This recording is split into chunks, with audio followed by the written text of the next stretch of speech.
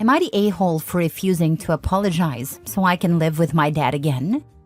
I've 16 male been living with my grandparents for the last 4 months. The reason has a lot of background, but I'll make it short.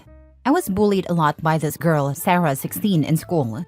She bullied many of us, from kindergarten on. When I was 9, my dad and Sarah's mom started dating. I felt so betrayed and hurt. Sarah didn't stop bullying. My dad and his, now wife, tried to explain why Sarah was as awful as she was, saying she had lots of trauma. But it didn't change anything for me. Sarah's told me she hopes I end up like my mom, who is left with severe brain damage and needs 24/7 care in a facility. She encouraged another kid to hurt themselves and threatened to unalive someone else. So my dad making her a stepchild was really hurtful to me, and expecting us to be a family felt like a huge betrayal. Around 2 years ago, I went from being terrified of her to hating her. And I really hate her by now. 4 months ago, my dad and his wife told me Sarah was sick and could die. I couldn't even pretend to be upset.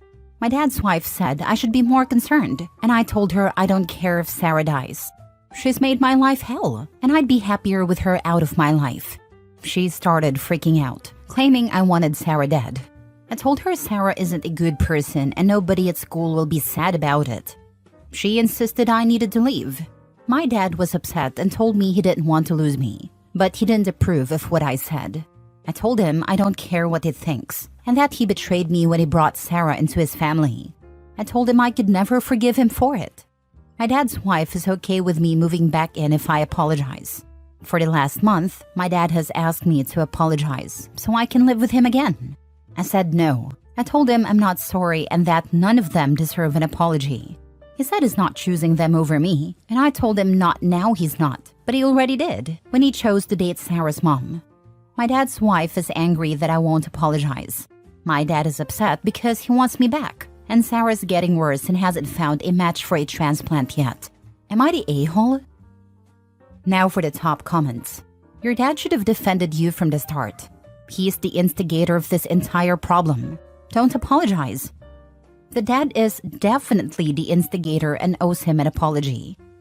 Yup, people act like they have to get married and live together. If your kids don't get along, for whatever reason, then just date until the kids are out of the house. What an awful situation. And grown adults put you there through their bad choices. And they are still making those bad choices. Why do they care what you think? What does your presence accomplish? Do they think you will sit and hold her hand to keep her from being bored while sick? Personally, as a parent, I wouldn't want you near her while she is sick and vulnerable. You have every right in the world to treat her as badly as she treated you while she is unable to fight back. And it would be incredibly tempting. I couldn't say that I trust myself in the same situation, but that would hurt you in the long run. I'd want to protect you from your young, angry, and emotionally immature self as much as I could by keeping you away. You don't need that kind of temptation. None of us do. Not the a-hole. My dad hasn't wanted to protect me from Sarah at all. So it doesn't surprise me that he's not interested in doing it now. If he cared about protecting me, he never would have made Sarah his stepdaughter and never would have accepted her as his family. But he did, fully knowing what she was doing to me. I wouldn't wish death on anyone, even my high school bullies. But I understand your pain and frustration at the fact your dad put your well-being and safety aside for the sake of his relationship. If Sarah has a lot of trauma, that's up to her to work through instead of taking it out on the rest of the world. Sarah's basically my lifelong bully at this point. It never stopped, so I would be lying to say I feel bad for her or hope she's okay. I just don't have it in me to feel like that toward her. It's not easy having compassion for those who hurt us. I would say take all the anger and pain you have toward her and let it go, for your own sake. You're stronger than you think you are. You've handled everything so far with much more grace than most people would have. I can't let it go. It took a long time for me to get angry, but I can't just let it go. Maybe when I've had her out of my life for a long time, it can happen. But I'll always have some amount of hate or disdain for her. She's one of the worst people I know, and I have zero compassion or sympathy for her. Next story. Am I the a-hole for telling my mom she's allowed to get married again, but it doesn't mean I'll approve? My dad died when I, 26 male, was 17. Now my mom has gotten serious with someone else, a guy my dad worked with. This is a man who hated my dad, and my dad hated him. My mom and I both knew about it. There was bad blood between them for almost 20 years. When my dad died, her future husband was the only person at the job who didn't sign a sympathy card for us, and my dad would have done the same for him. So for me, there's a strong dislike of my mom's choice of partner. But they connected 2 years ago and fell hard for each other. She's excited to marry him and have a future together. She's even talked about sharing grandkids, which made me grimace. I told her that wouldn't happen, and that's when we had a conversation. I told her she can marry whoever she wants, but marrying him is not something I approve of. I said I will not allow him to be a grandfather to my future kids, and I won't try to get close to him. My mom told me that's unfair. I told her she can feel that way, but that man hated my dad, and my dad hated him. There's no part of me that wants him around, but I accept that she does. I told her I've come to terms with her choice of partner, but I want him in my life as little as possible. She told me he's a good man, and yes, it's awkward with his feelings about my dad, but we shouldn't hate him for it, and it's easy to love. I told her I'm not going to love or accept a man who hated my dad. I asked her how we'll handle my dad's presence being a part of my life, especially at my upcoming wedding next year. She told me it won't be easy for him and admitted that a lot of people are already against him because of his and my dad's feud. My mom got upset and said she really wants my approval of him, and for him to be accepted as a future grandfather and father-in-law to my fiancé. I told her I'll never stop her from marrying him, but I won't approve. She's angry and upset with me. She said she wants to share her happiness with him and believes she deserves it, even if I don't think he does. Am I the a-hole? Not the a-hole. You told the truth. It's an odd situation. She can be happy. It doesn't mean you have to pretend. Yeah, odd is a good way to describe it. Not the a-hole. Your mom is allowed to find love again, but you're equally allowed to have boundaries about someone who openly disliked your dad and wouldn't even sign a sympathy card when he passed. That's pretty cold. Your response was actually really mature. You're not trying to stop their relationship or marriage. You're just being honest about your own boundaries.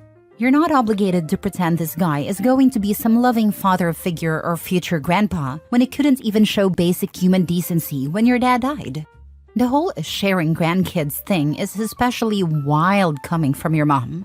She can't force a relationship between her future husband and your kids just because she wants to play happy family. That's not how it works. Also, the fact she's acknowledging it won't be easy for him to handle your dad being mentioned at your wedding is a huge red flag. This guy's beef with your dad was so deep he's uncomfortable with basic respect for the deceased at his own stepson's wedding? Yikes. Stand your ground, OP. You're being way more reasonable than most people would be in this situation. Your mom can marry whoever she wants, but she needs to accept that actions and past behavior have consequences. OP, you never thought to ask your mom, why him?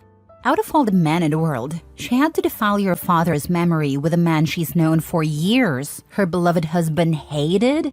Something's fishy. Do you think your mom truly loved your father? I know my mom loved my dad, even if it's harder for me to see right now based on her choices. We've talked about it, but I just can't understand. Not the a-hole, but I would talk to the guy. Ask him the hard questions. Why did he sign the card? How does he feel about your mom keeping a picture of your dad displayed at the house so the grandkids can be told stories and memories of their birth grandfather? How has he changed to become a person your mom can love? Maybe ask your mom how she even felt comfortable enough to go on a date with him. What has he done to prove he's not still holding a grudge against your dad? If his answers seem appropriate, I'd agree to holidays and occasional dinners and see how things progress. As a parent, I always believe the more people who love and care for my kids, the better, even if I don't like the people. If they are generally good people, they can be around my kids. If he can't give good answers, F him. I am not interested in talking to him. He isn't welcome in my future kids' lives, even if he loves them. The idea repulses me. Next story. Am I the a-hole for not continuing a relationship with my ex-wife's daughter? My wife of 8 years had an affair with a coworker. I stayed married to her because our daughters had been together since they were 2 and 3. She had an affair with the same guy again, so I threw her out and divorced her. Now, she texts and emails me despite me telling her to leave me alone, begging me to maintain a relationship with her daughter and to allow my daughter to have one with her as well. I've explained to her several times that they aren't sisters and I'm not her daughter's father. Her own father is a POS, so I get it. But that's not my problem anymore. She should have considered the consequences of her actions before doing anything. I was okay with raising a kid that wasn't mine while we were married, but she showed her appreciation for that by cheating. Now, she doesn't get access to me in any capacity. She tells me I'm cruel and heartless because her kid is miserable without us. I told her to ask the guy she cheated on me with to raise her kid. Am I the a-hole?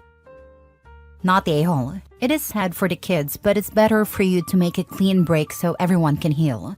My dad was married, and I had a stepbrother and stepsister for a while when I was a kid. They divorced, and I never saw them again. I lived. To this day, I don't even think about them or their mom. Not the a-hole. You were there for her daughter while you were married, but after the affair, it's understandable that you want to distance yourself. You're not obligated to keep that relationship going, especially after everything that happened. I completely agree. Sometimes a clean break is the best way to heal, even if it's tough for the kids. They'll adjust in time, just like you did, OP. Not the a-hole. As a social worker, my heart hurts for the child who lost an adult she was attached to because of her mother's actions. She's not your responsibility, of course, but if you haven't already, you might consider having a conversation with her to answer any questions she might have before completely disappearing from her life. Maybe the mother should answer those questions, since she's the one who made the effort to cheat, not once, but twice. It's not his responsibility to explain to her daughter why her mom couldn't stay faithful. The mom needs to take accountability for her actions and explain them to her daughter. Never date a single mother. It only benefits her. I'm 48. I don't have anything in common with girls in their 20s. And women in my age range all have kids. So, never date again? Spend some time by yourself and decide on the characteristics you want in a potential partner. Don't rush things. Get to know her. In all honesty, based on Reddit, it sounds like most men cheat. I've honestly wondered if there are men in the world who want to be monogamous. Anyway, not everyone is the same. You just haven't met your person yet. Don't shut down your heart. Last story. Am I the a-hole for telling my dad he's a better stepdad than dad, that I won't stick around to watch if it keeps happening? My 16 female dad isn't the worst dad ever or anything. He works to provide for me. He wishes me happy birthday every year and says he loves me sometimes. He buys me gifts for Christmas and my birthday, and he takes me to the doctor if I need to go, or used to, but he's never spent any time with me. When Mom was alive, he never felt the need to, I guess, since I had her. After she died, he wasn't there to comfort me or anything. That was left to a few different family members on both sides of my family. When he got married again, he made a bigger effort with his stepkids, 13 female and 10 male. He's been married for over 4 years now, and it takes his stepkids out one-on-one. He goes camping with them, takes them for pizza and ice cream after school on Fridays, and take them to football games or local plays. He still doesn't do the same with me. I've never spent quality time with my dad, but for over 4 years, more like 5 counting the time he was dating his wife, I've been forced to watch him to do better for her kids. His wife has tried to take over as the parent for me, but I don't want her to. While I'm civil, I haven't worked on us being close because I don't want to. I've instead tried to get him to be a better dad to me and failed.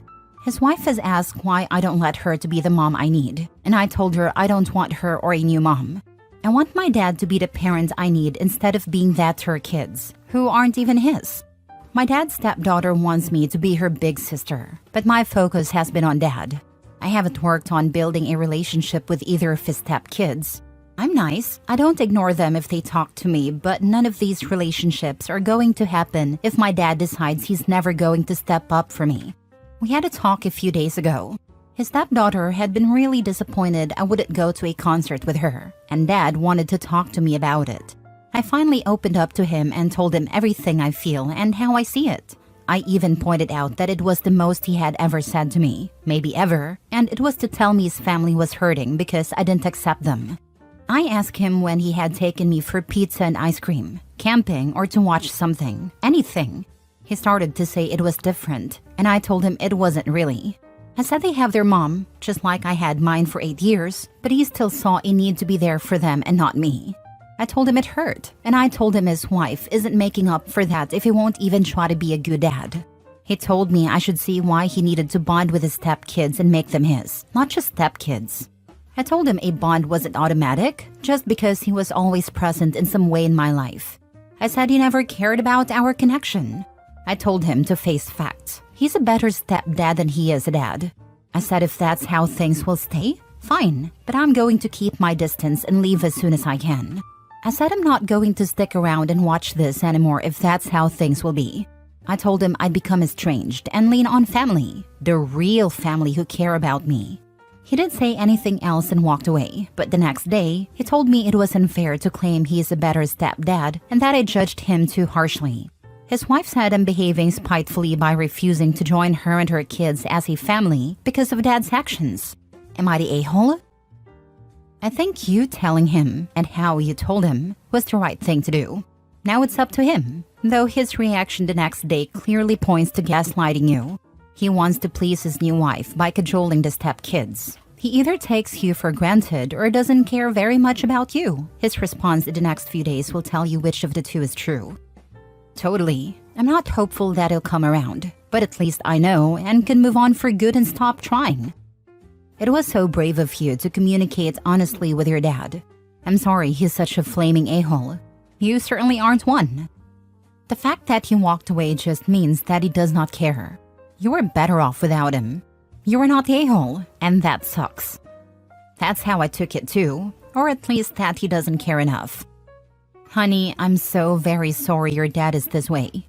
You deserve a dad who chooses you. Can you propose family counseling between just you and him? Maybe a therapist will be able to get through to him. I could, but I won't. I'm done trying after this. This is all up to him now.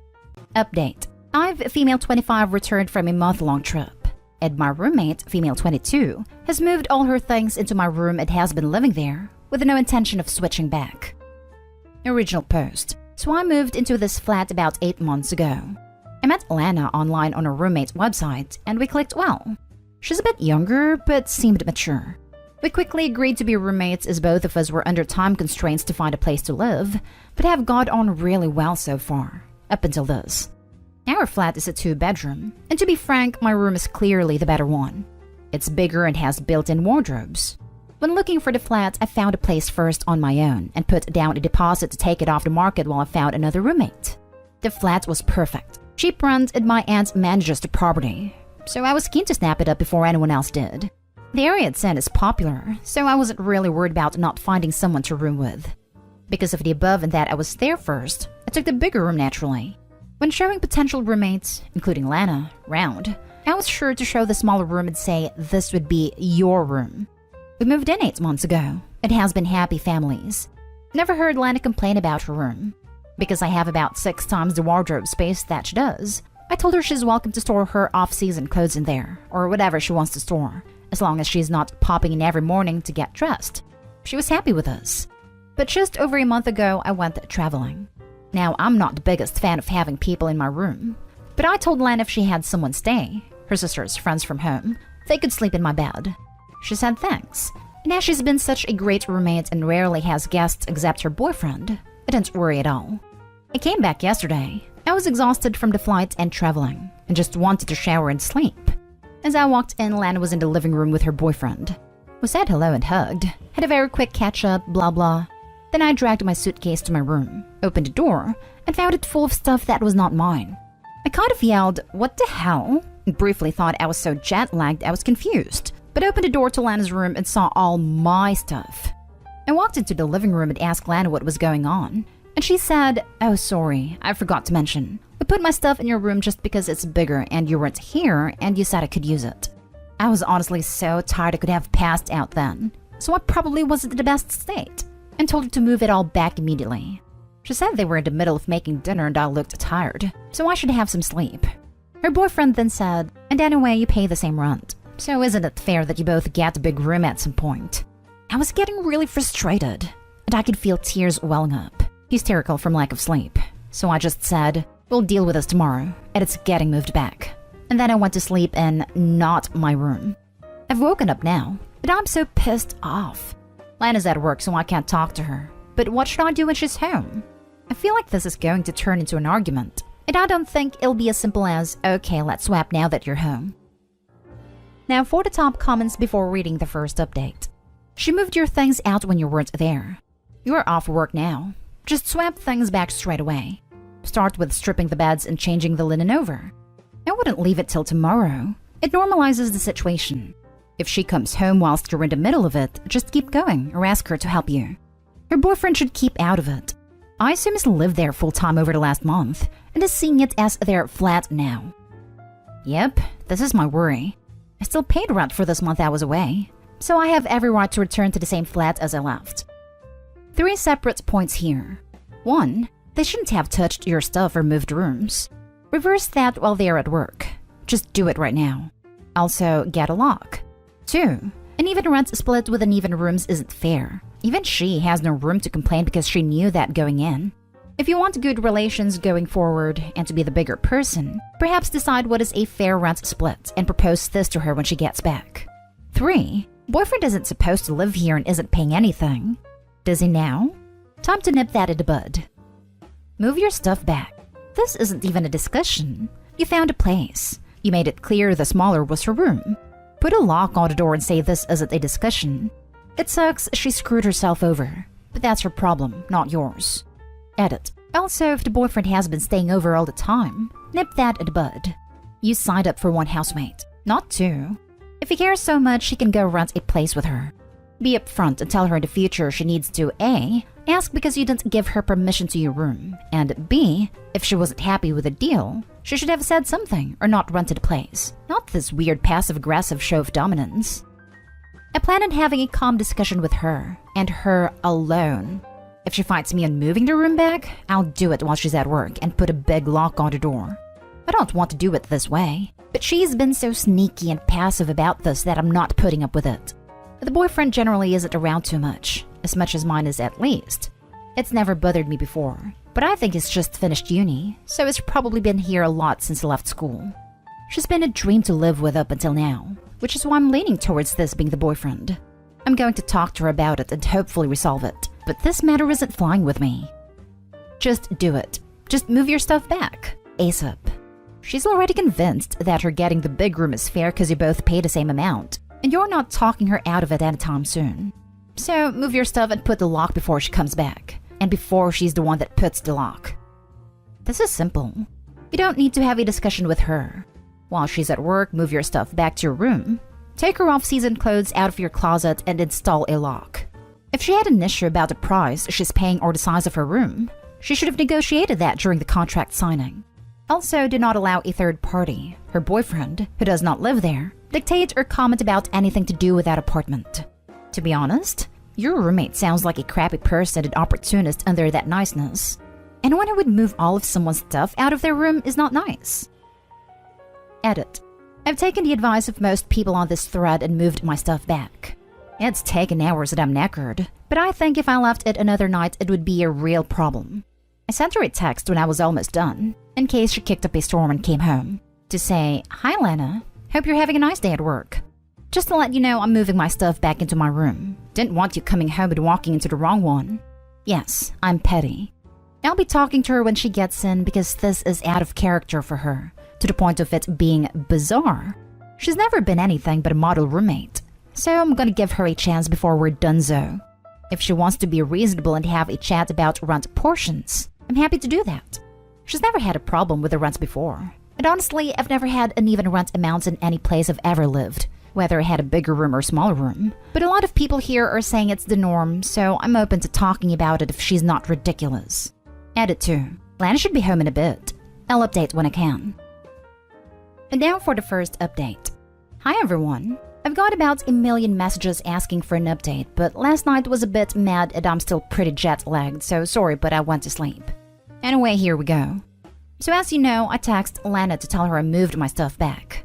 She didn't reply to me. Fine, whatever. But she didn't kick off, so I figured we were okay. I told my aunt what had happened, who was as baffled as all of you, and I told her it was probably all sorted, just keeping her in the loop. I also told my boyfriend who works about 5 minutes down the road. He offered to come around, in case Lana's boyfriend came around, but I told him not to because then we're ganging up on Lana. He insisted on going for a coffee with his mate a couple roads away in case we needed backup, which is a bit ridiculous, but very cute of him. So I did get myself a glass of wine while waiting for Lana, not because I was nervous, I just like wine, and she came home. I was sat in the living room and gave her a very cold hi when she walked in. She sort of froze, bag in hand, and her eyes darted between me and my/not her/our bedroom door. She blurted, "Did you do it?" And I said, "What, move the rooms back?" "Yeah, of course." And her eyes went all wide, and she dropped her bag and ran into the bathroom. I could hear her talking on the phone. So I was like, yippee, I guess Tom's coming around. Fun. I heard the door unlock, and I was about to go full Hulk on how psycho she is when she came out the door and stood between our bedrooms. Their doors are adjacent, and she just stared between them both, breathing heavily. It was really odd. Then I noticed she was crying and getting a bit panicky, so I asked what was going on. She burst into tears and said, "Oh my god, he's going to kill me," and just sobbed. So yeah, it was the boyfriend's idea completely, as a lot of us suspected. She's honestly always been a perfect roommate, which is kind of why I came to the sub. If she was generally Nehal, I would have known how to act, if you know what I mean. Anyway, Lana has a bit of a breakdown, and it turns out POS Tom has always been a bit of a POS. Very jealous, which I always saw hints of, but Lana never mentioned, so I didn't. It has amped up his POS-ishness while I've been away. When I left, he just finished school and basically moved in and announced. And when she'd mentioned he hasn't been home in days, he'd give her the, "What, don't you love me? I treat you so well. You're so selfish, blah blah, crap," and refused to move. She showed me the text he sends her. Absolutely horrific stuff. Things like, "Ring me in the next 5 minutes or we're over. Send me a picture of you at your desk with something showing today's date so I know you're at work." Just abusive stuff. On to the room. As we guessed, he moved it. He did it while she was at work, which is actually a bit gross thinking of him going through my stuff. And I'm considering somehow implying he have crabs or something he could catch just to make him squirm a bit. But I'll work on it. Lana came home and asked what he was doing, and he made it out it was just temporary and that I wouldn't mind. Such a gentleman speaking on my behalf. And he would move it back. And that he was doing it for her and she was so selfish, etc. When it got a few days before I came back, Lana suggested moving it back. And he completely denied he said that, and told her it was her idea to move it. And he only did what she told him, but it's staying now, or she'd be sorry. So basically, Tom is a prick. And Lana sobbed and apologized and cried, and I fed her wine. She didn't want to see Tom, who obviously assumed he lived there now. So I texted him from her phone saying our landlady, my aunt, was coming around for an inspection and staying for dinner after with my family, and he couldn't come over tonight. He sent a lot of begging, whiny texts, and then went on the offensive and called Lana a liar. So I rang my aunt, explained everything, and had her write us a fake landlord email mentioning the visit, and how she was looking forward to fajitas, because she's an absolute babe and I make good packet fajitas, which we forwarded on to Tom, and left her alone for the rest of the night, apart from a few texts. I'm not entirely sure what we'd do about Tom. Lana sounds like she wants to break up, judging from her crying and screaming, "I hate him, I hate him, I hate him," into her wine. I think she's scared to, though. I checked with her and he doesn't have a key, so that's a relief. I've told my aunt everything and she said she's happy to ban him from that flat, but Lana would need to break up with him first and get all that sorted. Thanks everyone for the advice. I know it wasn't the most popcorny update, but hopefully Lana will be okay, and we're going to be doing some girly stuff this week at avoiding Tom. And yeah, God knows what will happen. And now for the second update. Hi everyone. It's been a busy month since my last post, and I logged back into this account out of curiosity and saw quite a few people message me requesting an update. So here we are. Sorry it took so long, but things have calmed down now. So shortly after my last post, Lana broke up with Tom. She was quite scared to do it because he's a psycho, and it took 2 weeks between the last post and the actual breakup. During that time, she didn't let him come around or see her. Luckily, she remembered that Tom had never had chickenpox as a kid, so we pretended my nephew had caught chickenpox and had to stay with us because my brother's wife had never had it and couldn't risk getting shingles. It worked luckily, and he stayed away. She told her family and close friends about what it'd been like, in case he contacted them to get in touch with her and lied about what happened, and then texted him saying she wanted to break up. Well, he blew the hell up. Called her every name under the sun. Switched back to apologizing and saying she was the love of his life. Then said she'd never find someone like him. Then he would die without her. Then he wanted to end her. And then they were soulmates. It was insane. He started messaging me too, telling me I was an evil witch who had ruined his perfect wife. Lol, okay then. And as predicted, her family and friends got messages too. We both turned our phones off to ignore it and just watched TV. Later, I briefly switched mine on, where I had a lot of messages from my friends telling me to block some guy in my social media. It was Tom calling me every imaginative combination of the C word he could think of all over my public Instagram page. There were even a few racial slurs, which was odd because we're both white, but okay. Lana had already blocked him on everything, but silly me forgot to make my Insta private. The next day, he rang Lana's office. She was so embarrassed it was awful, to tell her he was driving down to our flat. She rang me and I rang my aunt, who you remember manages the property, who told us it was time to call the police. We filed a report about Tom, and they said to update us on the situation. In the UK, you need to go to court to actually get a restraining order, so we have it as such. But the evidence is all there and documented if we need to go that far. The police rang Tom, at our request, told him they'd seen the messages and to turn his car around, because if he turned up at our door, he'd be arrested. Police officers here are amazing, can I just say. Tom managed to poop himself hard enough to not show up after that. So we were fine for a week. Then the post came. Tom started sending letters, threats and soppy I love you stuff, flowers, then a pizza that we had to pay for. We were actually hungry, so we ate it. He even signed us up to a magazine subscription. It was bizarre. We went to the police again. They filed everything, but Lana didn't want to go to court. I don't blame her as she was incredibly stressed by the whole thing. So 2 weeks ago, I took my aunt and my mother out to dinner. I told them both about the situation, and my goddess of an aunt had an idea. She manages about 30 properties, not just the one we live at, as I had a few that were unoccupied now, with school finishing. She told me she would show us around all the 2 bedrooms she had, and we could live in any of them for the same rent we pay now, and just transfer over our deposit/fees, as long as there were no damages to deduct and we helped do a deep clean to get it ready for the next tenant. We found one within a 5-minute drive that's just as lovely, and to anyone concerned about the previous rent dispute, has equal-sized bedrooms. So we moved, which is why the last 2 weeks have been manic, but we're settled in now. Tom has been informed that we've moved, because the stuff he sent since has been returned. Lan and I are completely no contact with him, and anyone who visits us is sure not to pass on our address to Tom. Also, I apologized to Lan about the issue with paying the same amounts of rent. She said she never had a problem with it, and said that that's how she had always done it through uni and with other roommates. She refused to take any money from me, but I've decided I will be funding the weekly flat wine sessions for the future. It's been a long month, and even though my traveling tan has faded, things are great now. Thanks for all your advice before, guys, even the ones I didn't agree with, and let's all pray to baby Jesus that I have a calmer living situation from now on. Wow, what a fantastic outcome for everyone involved. I mean, obviously trauma from Tom's idiocy and harassment, but now that nitwit is on police notice, you and Lana have a nice new flat with equal footing. And it sounds like you've formed a real bond over this, whereas your previous post was typical roommate entitlement issues combined with a crap boyfriend. It both escalated and got better. Much luck to you and Lana living in the future. You've been a great friend to her. Your aunt definitely deserves some good wine sessions too. We're taking my aunt out for dinner next month. This update was so satisfying to read. You guys did great. I cracked up when I read a magazine subscriptions part. Dude was a loon. You were a really good egg in this situation. I'm glad it's turned out for the best. Thank you. I'm so happy it's all calmed down now. Update. What my 37 male wife 37 female did during our separation makes me want to make it permanent. Original post. My wife and I have been married for 6 years. We have no children. Last July, tensions were high between us. I'm an essential worker. I work the night shift and sleep during the day while she's at work. She was working from home due to COVID and was very loud. This kept waking me up and making me a very crabby person. So I was admittedly very short with her, and she was not accommodating to me at all. As a result, the time we did have together was very tense between us.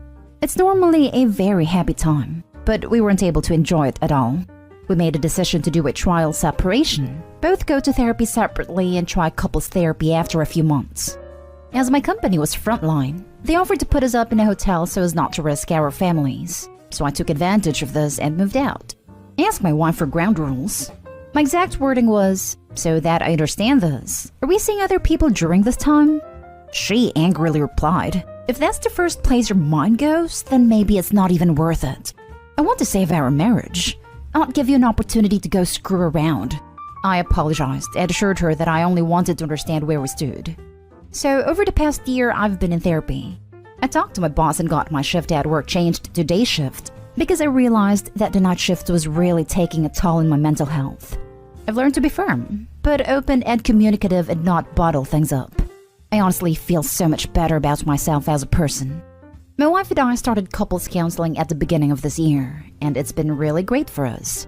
We both were open about what was wrong, both recognized the faults that we had, and both committed to wanting to make things better.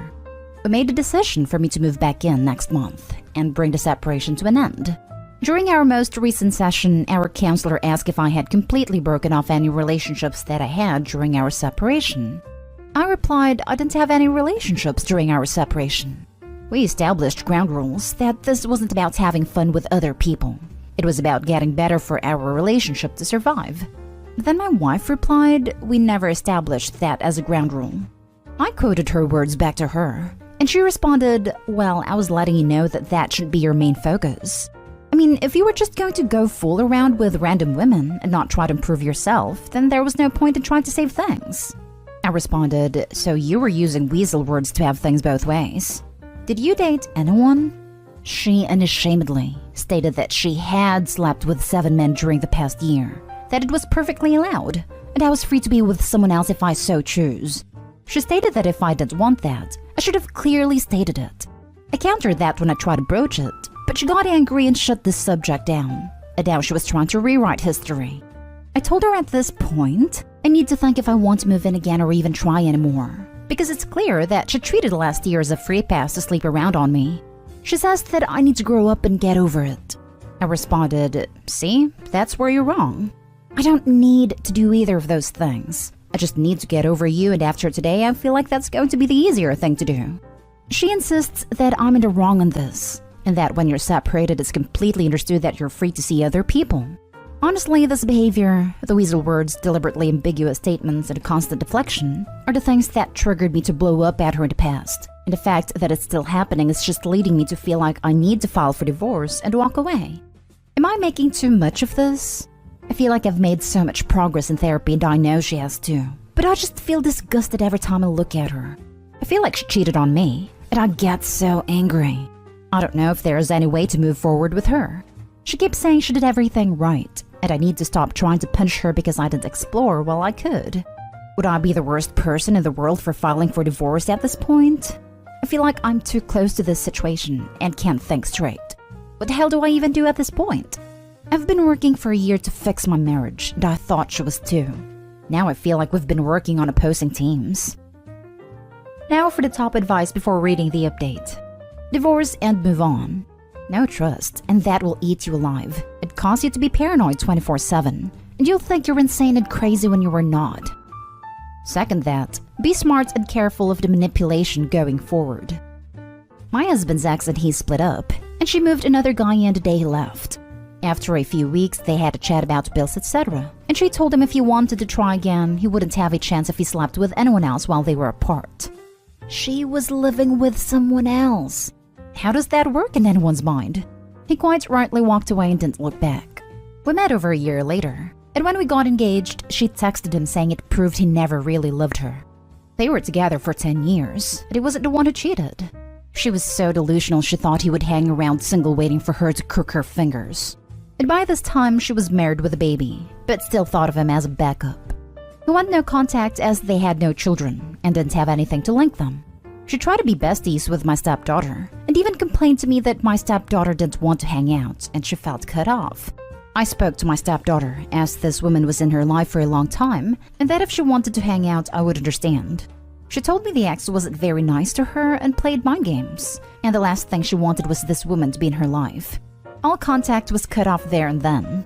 If you ask the ex, I'm sure she'd tell you I'm the evil other woman who got between her and her man. I didn't even meet him until they'd been over for more than a year. She spoiled both relationships herself, but still won't have it that she's not a victim in this. She definitely cheated. She got upset at you for bringing up sleeping with other people. So she wanted commitment during the separation, and she cheated on you during that commitment. Just move on and be happier. She obviously will only bring you misery. She definitely cheated. 7 times. 7! No, 7 dudes. 7 isn't even the number of times she slept with each dude. Update. I've gotten a few requests for updates, and as much as I'm embarrassed over this whole thing, I think it helps to get it out. We are getting divorced. Shortly after the big revelation, our counselor asked to speak to me one-on-one. She told me, "You need to walk away for your own health. You've made so much progress and so many positive changes. This won't work unless you're both trying, and Tina is not trying. This can't be all on you because she will keep dragging you back down." My counselor told me that she was crossing a line by telling me what to do, but she literally could not sleep after finishing up our session and seeing the look in my face. When I thought about it, she's right. I've been using this time to become a better, more rounded person, while my wife has been using it as a free pass to act like a teenager and has kept up the deceitful gaslighting behaviors that plagued our marriage for far too long. When I told my wife it was over, she broke down sobbing. She begged me not to leave, told me that I could have a free pass to go do what I wanted to get even, and swore that if I had been clear, she never would have touched another man. I have to admit, I felt myself wanting to say yes, because for a second she was the woman I fell in love with again. But it was just a second that I knew would end, and we'd be back to walking in eggshells and playing head games soon enough. I told her that we both deserved better than the people we had been to each other, and the fact that she thought I wanted revenge and still blamed me for her actions told me that she hadn't learned to be better.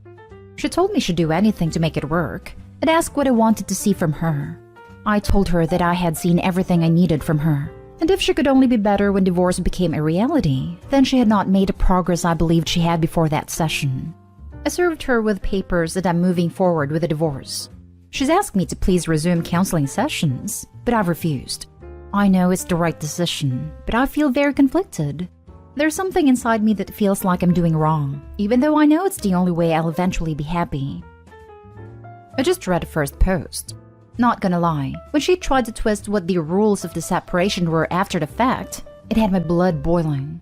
I'm glad you have seen the light, and trying to save the marriage was a fool's endeavor. Good luck moving forward. I know, right?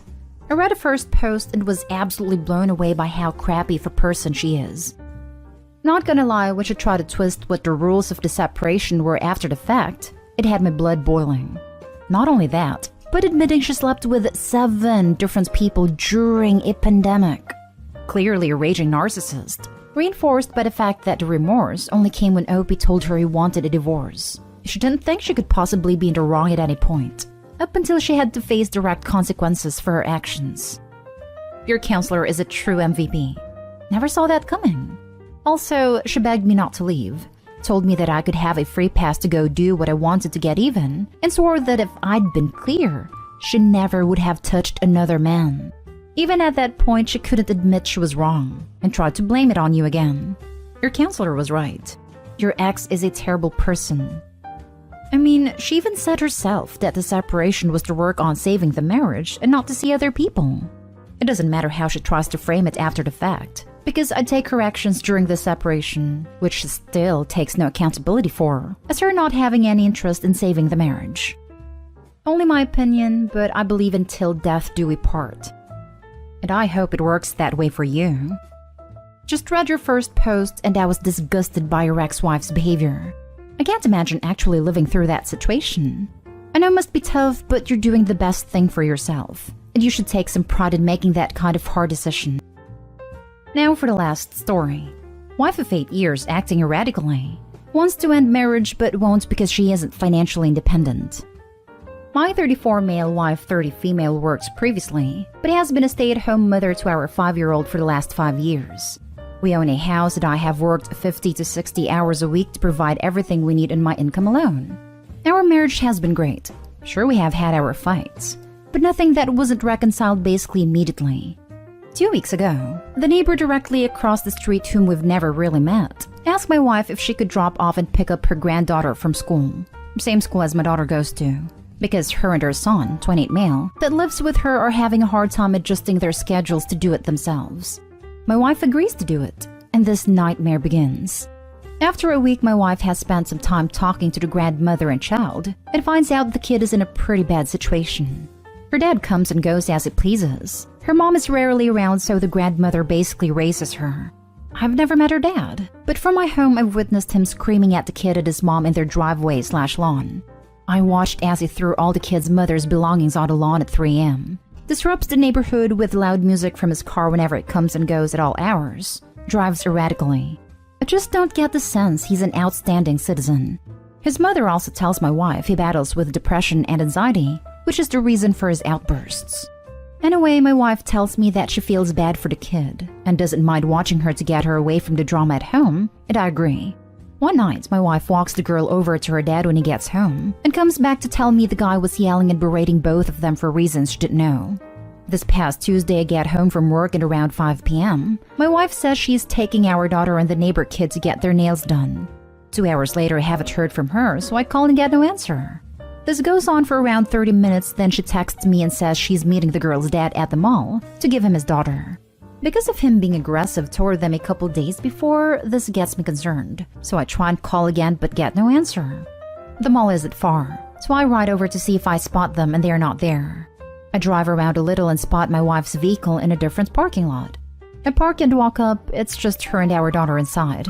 I get a deer and headlights look, and she immediately starts saying she's not happy and she's done with our marriage. She admits she had been walking around the mall with the girl's father talking. I get her to drive back home and things go further off the rails. She is flipping out, telling me I overreacted, and there was no reason to come find her. I tried to explain I was concerned because the guy was talking crazy to her in the past and supposedly struggles with mental health issues. And she tells me he never yelled at her the night she said he did. She told me that to throw me off and lead me to believe she wouldn't be around him. She eventually says she's going over to their house because she doesn't want to be near me and leaves my daughter and I at home.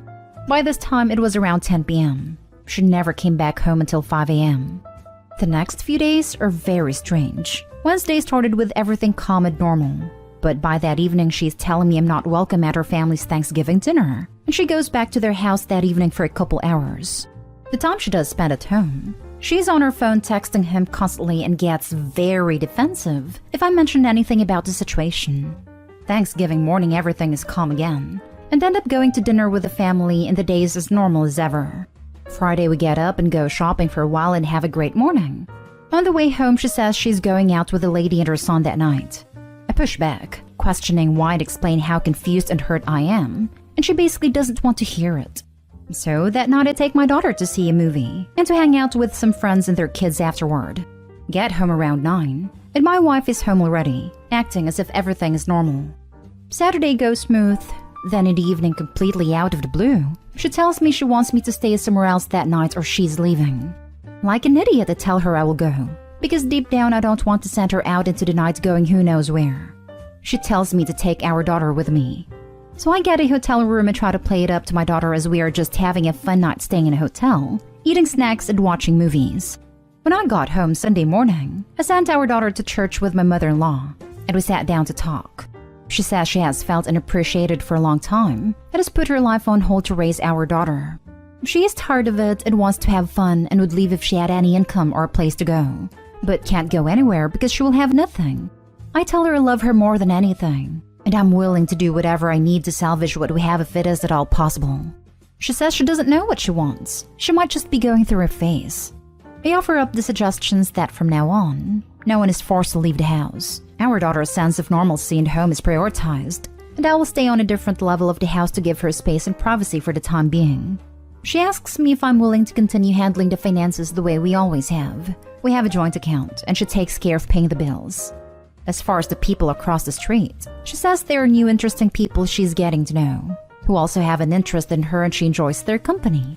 Apparently the first night she went over, she painted me as some raving lunatic husband who was ready to turn the town upside down to find his wife, and they have no desire to meet me because of this. She tells me she doesn't have feelings for the dad. Last night, after our daughter went to bed, she went back across the street. I had to return to work from holiday this morning, so she texted me saying to let her know when I was leaving and she would come back over, which she did. This is all so uncharacteristic of her. But I'm baffled by how in a span of 5 days, my life has turned completely inside out. I want to work on our marriage and I'm willing to give her space to think. But it is destroying me inside to stay in a home with a woman who out of the blue wants to leave, but won't because she is not financially independent.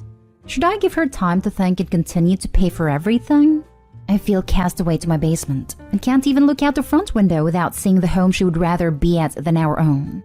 It also seems like she no longer cares to have our daughter. She has always been a great mother, but acts annoyed by everything all of a sudden. I just don't know what to do about any of this. I don't want to do anything to push her further away, but am I supposed to continue to eat crap and swallow politely so she can live out this new scenario? It hurts so bad. I want to hang in there, but it's like the moment my nerves settle, something crazy happens. I'm open to any advice I can get. I feel like I can't go to any of our friends or family because I'd rather keep it quiet for now, and it's hard to carry this around on my own. Could she be on some substance? This seems really extreme. That or she's cheating. I don't know why else should go on extended visits with the abusive dad. Staying over at his house, hiding things from Opie. It sounds like substance use or an affair. For sure. Could definitely be an affair or both.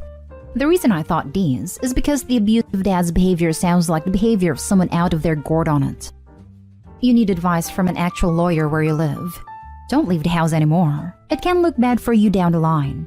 This behavior is very concerning, and it does not seem like she plans to stop. I am no doctor, but people have gone insane in the pandemic. A lot less going on, especially for stay-at-home parents, I would believe. She may have been sliding off the rails slowly, and then something exciting happens and trigger her. I would do a good search of the house and electronics to look for substances, evidence of cheating, or anything that can explain this. Again, talk with a lawyer. Maybe separation can be good, but make sure you do it by the book, and not in a way that can make you lose custody. Right now, you have an unstable partner at your hands. She's not well mentally, but she understands very well that she's in a horrible spot financially. I'm not saying she will pull some shady and/or illegal crap, but she has motivation to do so. A lawyer can help you minimize the chance for her to do that. It is not really about your relationship, but to protect your child. Anything can happen at this point, so set up extra protection on your accounts and electronics. Secure irreplaceable items, important documents, etc. Thank you for the advice. I'll be seeking out soon. The hardest/most confusing part for me is how hot and cold she is. It's like she wants to act as if everything is normal. Communicate respectfully, try and make me feel better, but as soon as her phone goes off and she starts talking to him or his mom, it all goes up and she doesn't want anything to do with me. Am I the a-hole for taking in my ex's dogs but not my homeless ex? Plus update. Original post. My wife left me and our kids a couple of years ago. She wanted a different life than what we had. She bought a converted van and tried to become a van life influencer. She got some followers, but not as many as it takes to be able to live off of it, I guess. She is in the city right now, and her van needs repairs. We are in the middle of a heat wave, and she needs a place to stay for a week or two. This is the only second time in 2 years she has bothered to see our kids. I have done my best to make sure that they know that even though their mom is gone, it isn't because she doesn't love them. I said she was working far away. Even after the divorce, I made sure she could have all the visitation she wanted. She doesn't want to stay with her parents because they are very critical of her choice to leave. She doesn't want to stay in a hotel because it will be a dent in her budget. I don't want her in my house because I don't want the kids to freak out when she leaves again. It's best if they see her in a neutral location. I volunteered to take her dog so she could stay at a hostel. She said I was an a-hole for not letting her stay in a house she helped pay for. I bought out her equity when we divorced. It wasn't that much. My parents said I should have let her stay. The woman I'm seeing said that she would have understood if I let her stay. I just know what it would do to my kids. Edit. Please stop messaging me for information on my ex. I won't say more than I have. I don't want anyone messing with her livelihood. I won't tell you what her handle is or what kind of dogs she has. I have a good life without her and my kids are doing okay. Thank you all for your concern. Now for the top comments before the updates a year later. Not the a-hole. You're being the best parent you can.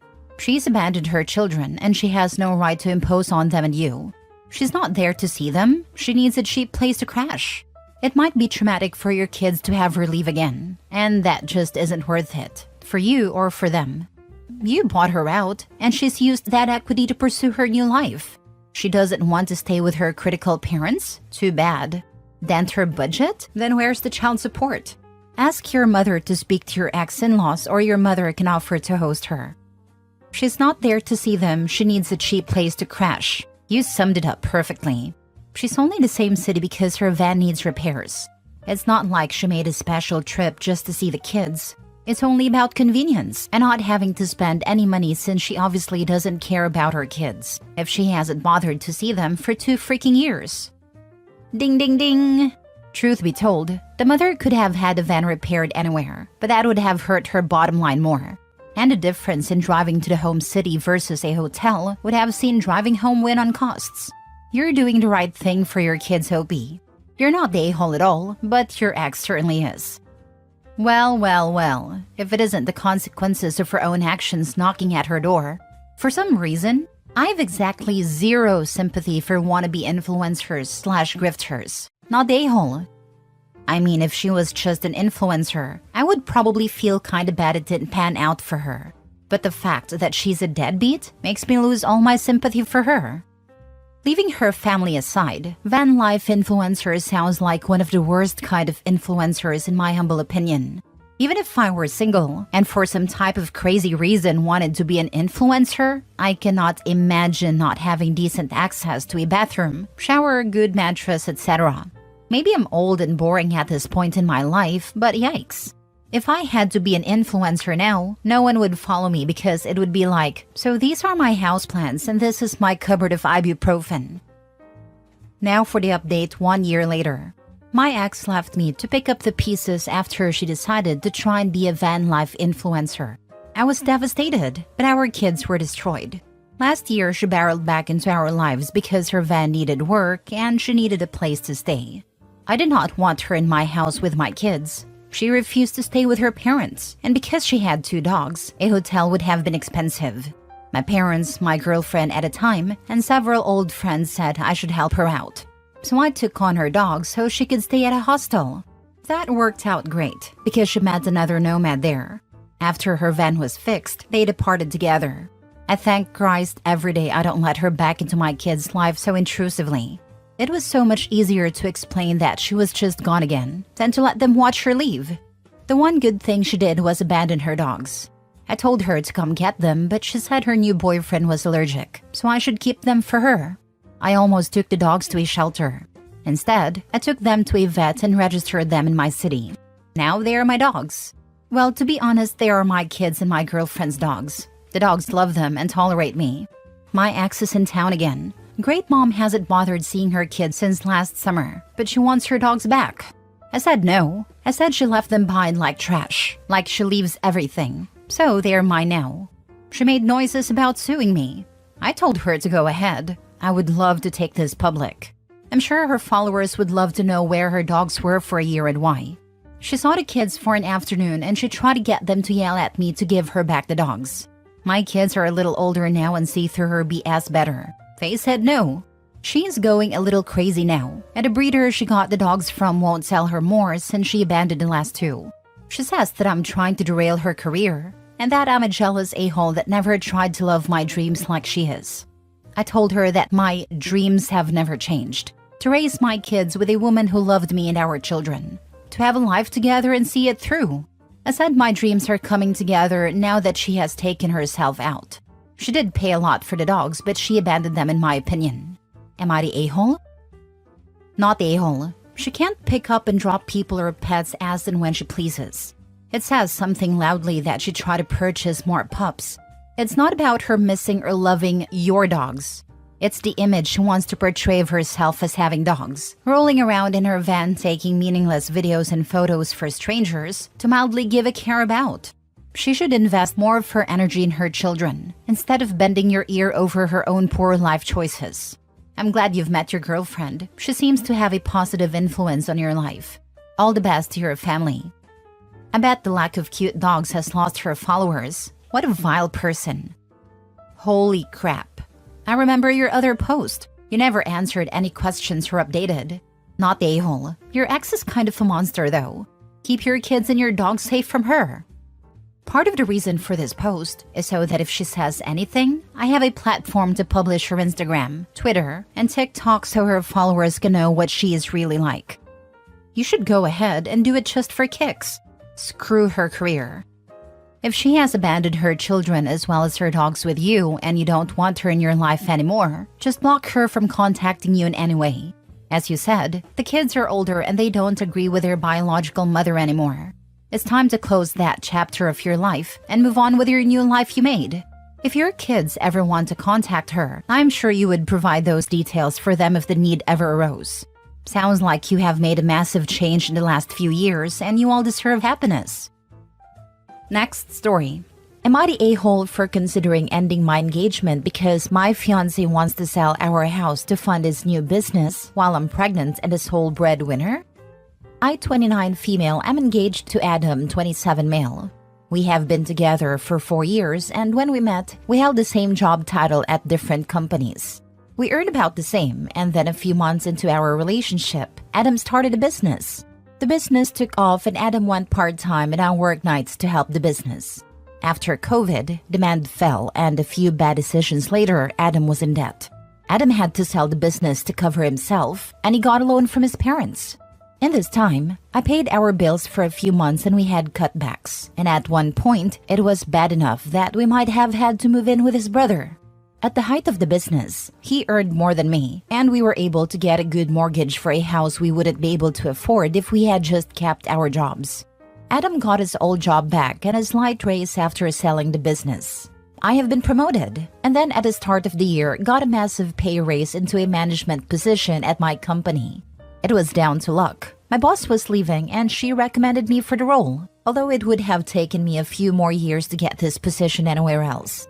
I found out I was pregnant, and since telling him, everything has changed. We have discussed kids in the past and that I would be a stay-at-home mom, but right now I earn nearly 2.5 times more, so it doesn't make sense for me to quit. Adam said he thought before us having a baby, he would have wanted his business to take off. We had a fight, as this is the absolute worst time to start a business. It hasn't been a month since he's paid off his parents. But he showed me his new business plans that will be funded by selling our house and downsizing. This time he insists it will take off and has learned from old mistakes. And it's a solid plan in my opinion, and I would have supported him if I wasn't pregnant.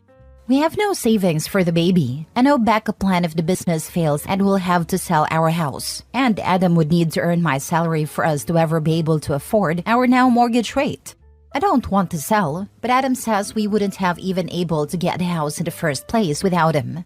I can't believe Adam is being selfish and wants to quit his old job and start a business right now. I hate my new job, which Adam knows as management is very different, and I want my old job back. But for the baby, I am keeping my job and making a sacrifice. And Adam just needs to keep his job and maybe revisit the business idea in the future. I just don't know what to do, and I haven't told anyone else about the baby. Now for the top comments. Not a-hole. First off, with interest rates and home prices so high, you probably would not be saving much by downsizing. Secondly, there is a baby on the way. He needs to work and save money to start his venture in the future, not endangering your financial security. I hate to say it, but it may be time to downsize your relationship. Adam sounds like a selfish tool. Good luck. To me, starting a business falls into 2 categories. You do it when you have no obligations and can live on a shoestring. So if the business is your only income, you can make it work. And if it fails, it only impacts you. Or you do it while working a full-time job because you need the income to support your life. Fiancé can't afford to start a business right now and not also work a traditional job. For a variety of reasons, including what happens if OP has to go on bed rest and can't work, or if the worst happens and something happens to OP. They have no emergency fund, no coverage for the what-ifs. And that's before we get to the problems associated with looking at your home as an asset that you can use for things like helping fund your business. If fiancé was arguing about decreasing monthly costs as they were having a baby and are going to have childcare costs, maybe. But that doesn't sound like the situation. My husband has worked in and around a lot of startups. Most of the business founders have independent wealth, either inherited or they previously worked in finance and have a solid investment portfolio that they can live off, as a cushion to fall back on if the startup fails. And the vast majority of startups do fail. The only people I've known who started a business without independent wealth, they saved up the equivalent of a year's wages before they went out on their own. True, I had the equivalent of a year's wages when I quit my day job and started living exclusively from the money I could earn from my own business. I also make sure to always have about a year's wages in my buffer account. I can never go below. I'm a homeowner, and I don't trust the bank to lend me money if my house needs some work done. Last story. Would I be the a-hole if I gave my wife an ultimatum I'm sure she will fail? My 32 male wife, 30 female, has had anger issues our entire relationship. Together 6 years, married for 3 of them. We have talked about kids. I want them. She is not ready yet. We both use protection until we're both ready. I admit, at the start of our relationship, I thought, I can change her, / my love can change her. Weekly she would scream, cursing me, calling me an a-hole, bitch, dick, the C-word, and more, or combinations thereof. Never hitting me directly, but still acting aggressively. She has blocked me from leaving the room when she was treating me poorly, held on to me by the shirt collar, and pulled me close to yell in my face. Has hit walls and doors, and tried to break down doors if I tried to separate myself to calm down. She always had an excuse as to why her treatment of me was okay. Usually, I was the problem or her job was. When she settles down, she gets remorseful for a few days to a week, but inevitably goes back to screaming and name-calling. A year after we got married, she asked to quit her job and just take care of me in the house. She claimed this would give her time to work on herself more, since she wouldn't be dealing with the stressful work environment she had been in, call center, and wouldn't be as angry. I, ever hopeful, said yes, since I could afford it and saw benefits of her handling most of the house cleaning duties. Her treatment of me continued despite her not working. I never instigated these events, but as they've progressed over the years, I am ashamed to say I have retaliated in kind. I have yelled back and called her similar names, maybe hoping she'd realize how hurtful it is. I have expressed to her many times that the way she treated me was not okay. The way I respond to her treatment of me is not how I want to be, and I didn't want to live like this. She has attended a handful of therapy sessions and sometimes shows promise for change.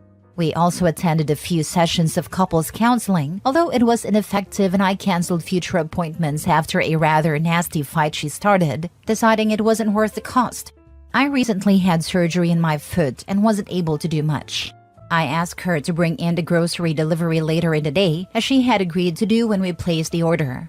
She went off on me saying that she shouldn't have to do it. She just wants to sit and watch TV, that she never gets a chance to relax, though I had been trying hard to be self-sufficient as much as possible. She screamed at me for an hour, and I just sat there and took it, too tired and medicated to do much more. She did eventually bring in the order. I've realized that there is a good chance she will never completely change, or at least not change significantly within the next few years, and that I don't want to spend even another year with her as she is now.